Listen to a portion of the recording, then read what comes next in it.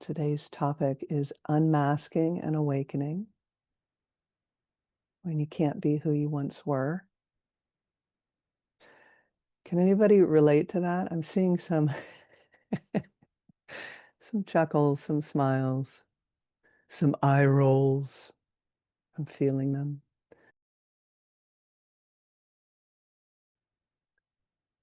Yeah, awakening as neurodivergent people is an interesting process and unfoldment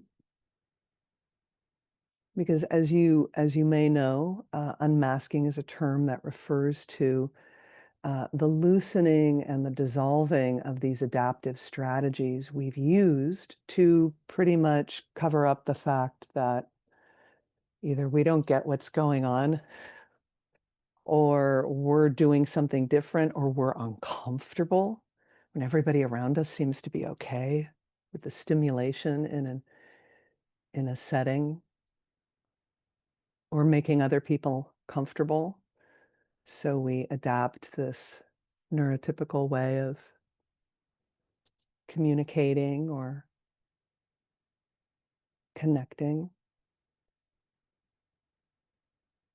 And it can be really tricky to see and notice because the awakening unfoldment naturally does that. Just what isn't authentic falls away. And these layers of adaptive strategies aren't as available.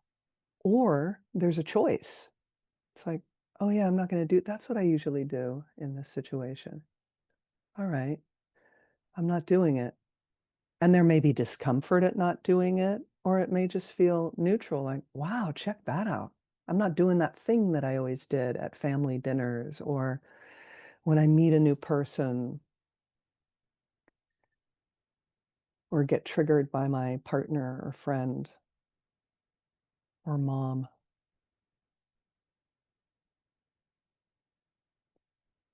So this is naturally happening as we awaken and recognize that what we are is not what we thought we were.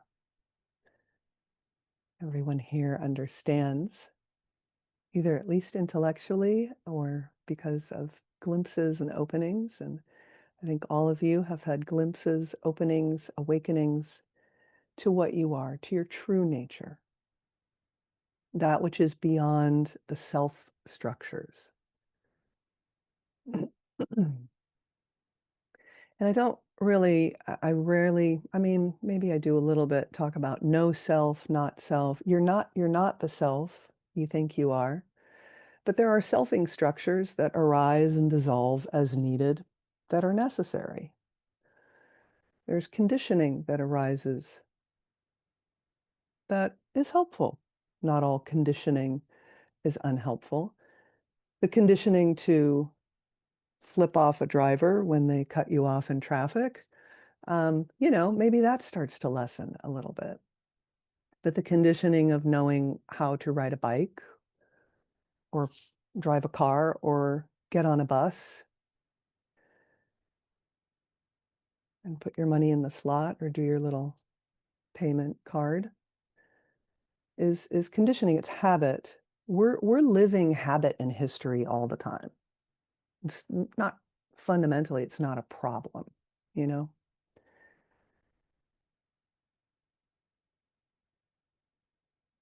So these selfing structures will arise to help us out to make our way as an individual in a world where we are also one thing that is living uniquely through us.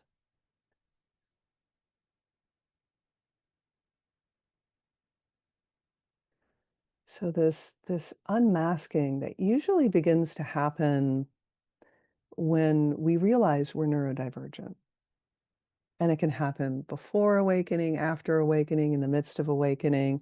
And, again, unmasking and the post-awakening or post-insight integration. How do you tell the difference? There's really no difference. Yes, on some level, there's really no difference. But unmasking tends to be more relational than anything.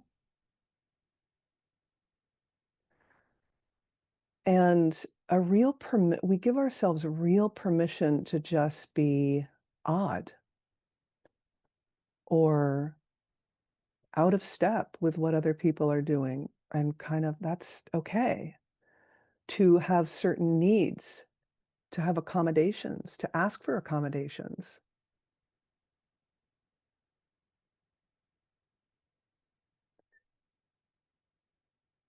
Now, I didn't know that I was autistic when I first awakened. And then as awakening deepened and opened and became abiding and all the things, I still didn't know. I knew I was ADHD from a young age, but I just never thought about it and forgot about it. Very ADHD. And so long after this non-dual awakening, I realized I was autistic. So, what is I was like, well, I've done so much unmasking, and I really had.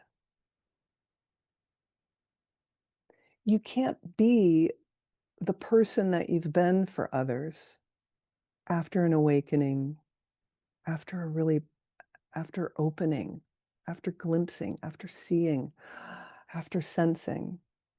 And that can make people uncomfortable. And I don't want to put a sheen on awakening, right? And say like, don't worry, you won't lose friends. And people won't think you're odd or crazy or not understand you because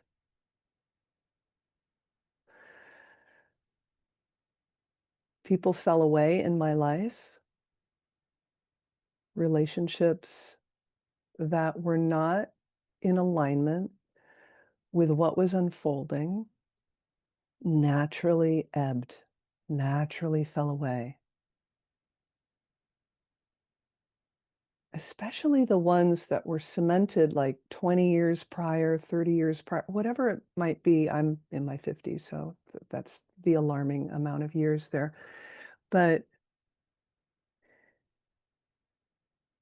yeah, and there's a sense of like it's okay. I'm not going to die. That attachment stuff comes up, right?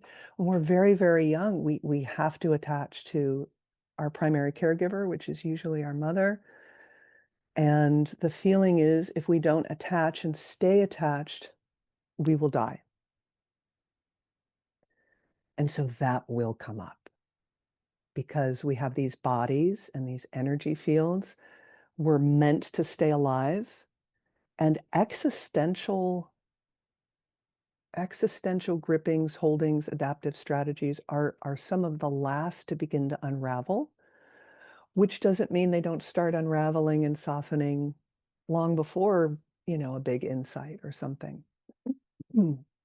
This path isn't necessarily linear.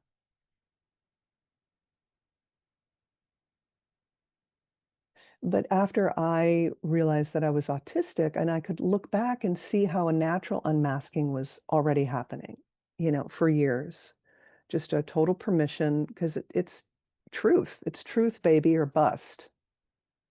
You know, you can't help but, yeah, you get sucked into stuff. And I kept trying to make relationships work. And then it's just like, oh, this doesn't work. I am divorced. I've lost friends. So, and I also have wonderful people in my life now, and I wouldn't have it any other way.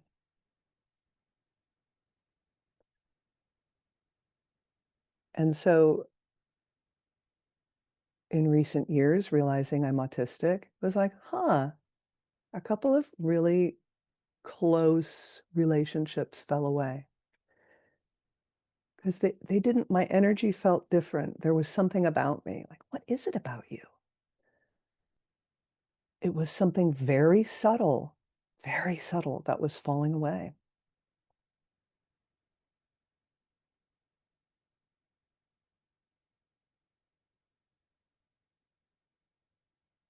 And as we unmask, we release our attachment, which there most likely has been, to fitting in, to belonging, to not standing out, to not being the odd one who's asking for things that other people don't seem to need or asking the questions that nobody else is asking, being given looks like, why can't you just go along with it? Why are you always asking why? Because that's how our brains are wired, which is probably why so many neurodivergent people, um, I think, are wired for awakening. I've said that because we want truth. We see through the BS. We see through adaptive strategies of others, ourselves. Why do we all have to do this? Okay, everybody else is doing it. All right.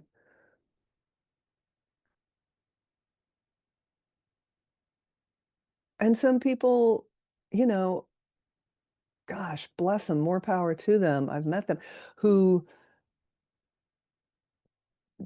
don't know that they're neurodivergent or never gave it much thought, maybe aren't on a deep spiritual path and are just unapologetically themselves. Have you known people like that? They're just a little quirky. So however this is showing up for you is absolutely perfect.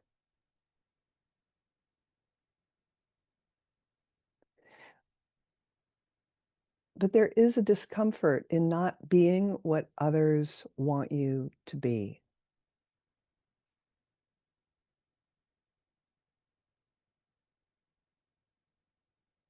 It's like a smalling of yourself. It starts to get itchy. It just, and look, there will be people in our lives that we don't have a choice. They're your children or your parents or, you know, your spouse. And you're like, you know what? This is the person I'm with. I freaking love them.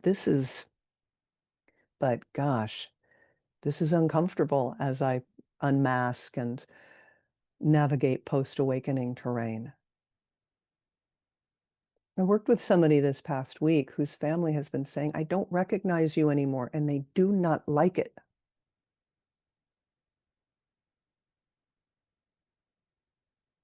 And awakening has dropped into the heart. I mean, oof, it's oneness, vividly big for her. She doesn't feel disconnected. There's not a problem, but other people are kind of having problems. But then where it really starts to get sticky is the subtle, subtle ways where she doesn't think she's still doing the adaptive strategy, but she really is, because it's habit and history, which lives in our body and lives in our energy field. And so as she's just resting in the discomfort, my kids don't have to understand me, my parents don't have to understand me, but I love them. And here we are. And let people find their way with this. As we begin to try to make everything okay, and maybe you're not that type of person. I was very much a people pleaser, a fixer, how's everybody doing kind of person.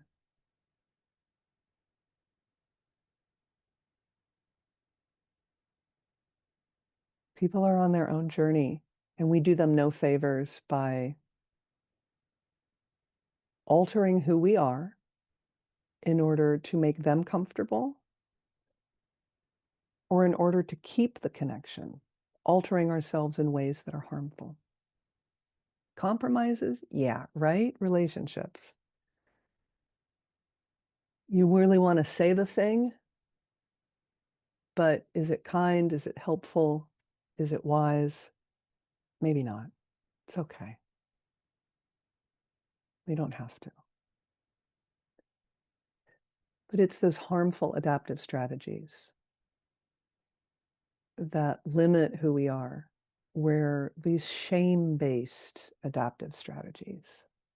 Shame is a big one for neurodivergent people. Have you noticed? Have you felt it? Yeah.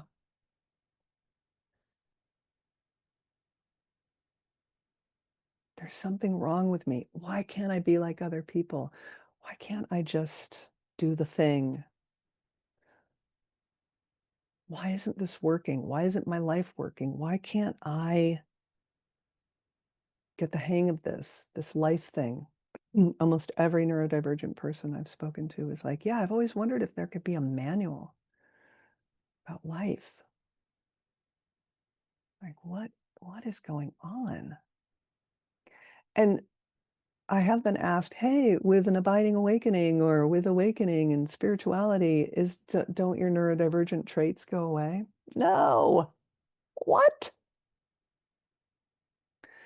If anything, they might become a little louder because you're not masking, and there's total permission.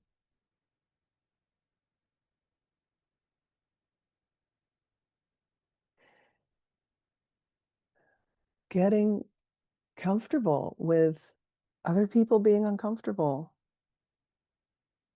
And if you've been given the message, you know, you're being unkind or you're being mean or you're being, maybe you've heard that. Yeah. Setting boundaries. I remember my mother saying, "Where's your compassion about including, I don't know, some abusive family members in a dinner?" That my boundaries were just like, "Oh, no." Um, and little did she know I was oozing compassion. I couldn't help but feel compassion for her. I'd opened up to how I'm not separate from everything. And so all there was and all there is this compassion. And compassion for my own being first. This is what I need. And I think you'll be okay if we don't include that person at dinner. And if they are, then I won't go, and that's okay. And I love all of you.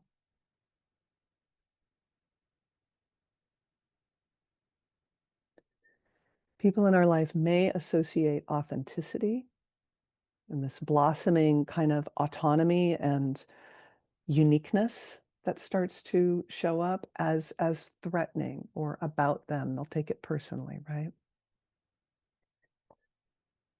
But it's not. And the more you can relax with it and know what's going on, that this is the process of deepening spiritually, this is the process of unmasking, and have faith in that.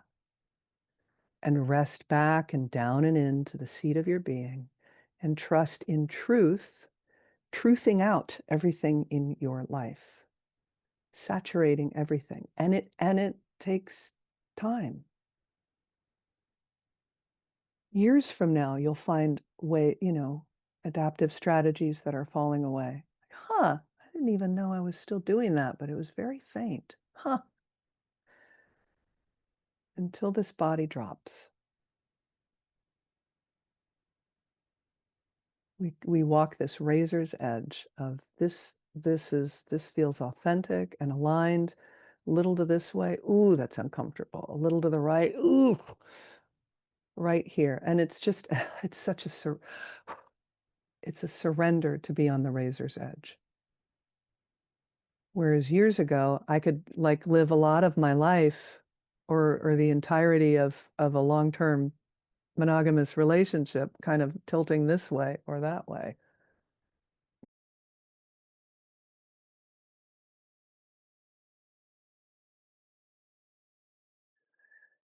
Some might call these selfing structures that emerge habitually, these adaptive strategies, trauma.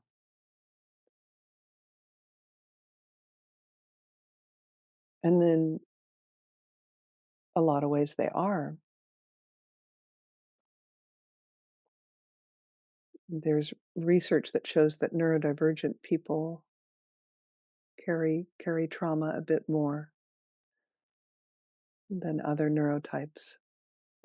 We could even say that to be a neurodivergent person in this world, the way it's structured and set up, is traumatizing. Can be, maybe has been.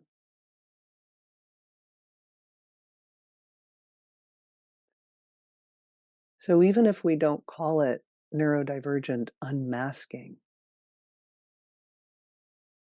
this is trauma healing, really. It's traumatic to feel separate. spiritually speaking, right? To be a separate self, separate from others, separate from life, separate from God, mistaking ourselves to be a solid, fixed I that is separate from everything.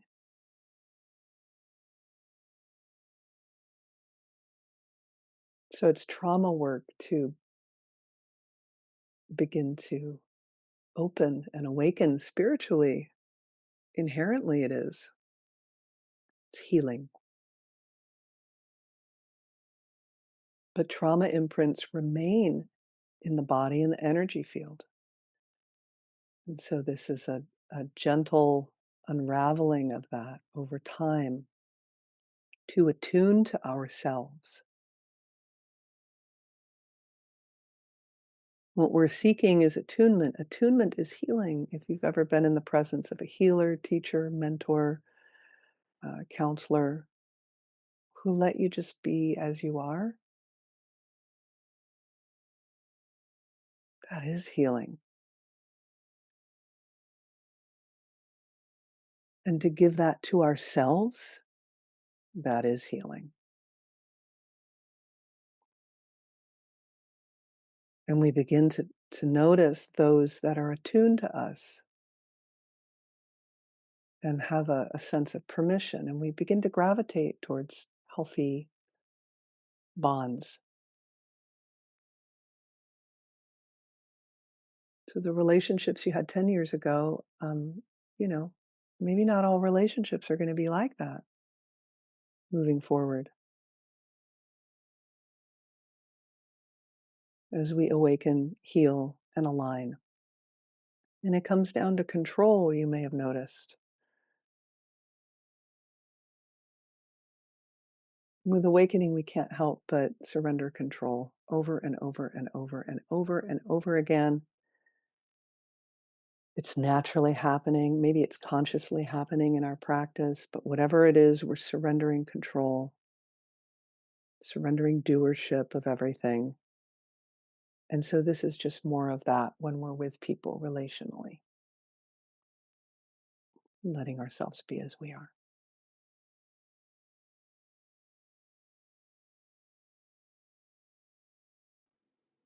If this video was helpful to you, please like, subscribe, share, and hit the bell to be notified about new videos when they come out. And let me know how you're doing in the comments below. What's coming up for you? What are you challenged by? What are you opening to? I love hearing from you. All right. Thanks for watching and listening. And until next time.